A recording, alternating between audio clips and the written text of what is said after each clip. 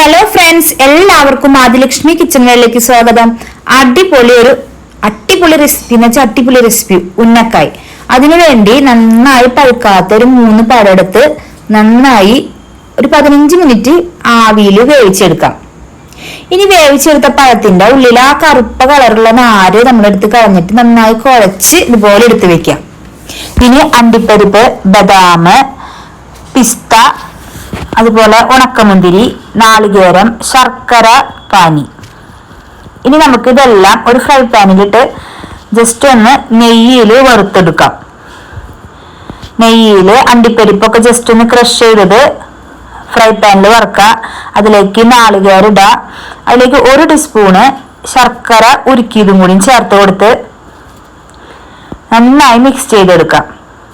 ഇനി നമ്മൾ നേരത്തെ ഉരുട്ടി വെച്ച പഴം ജസ്റ്റ് ഒന്ന് കയ്യിൽ വെള്ളം തൊട്ട് കഴിഞ്ഞാൽ കയ്യിൽ ഒട്ടൂല, ഇതുപോലെ വരണം. കണ്ടില്ലേ?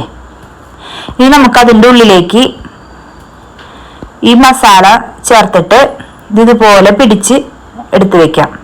ഇനി നമുക്ക് ഹൈ ഫ്ലെയിമിലിട്ടിട്ട് ജസ്റ്റ് ഒന്ന് ബ്രൗൺ കളർ ആവണ വരെ വറുത്തെടുക്കാം.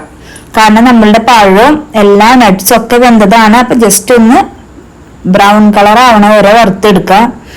അങ്ങനെ നമ്മുടെ അടിപൊളി ടേസ്റ്റില് വാഴപ്പഴം വെച്ചിട്ട് ഒരു സ്നാക്സ് തയ്യാറായിട്ടുണ്ട്.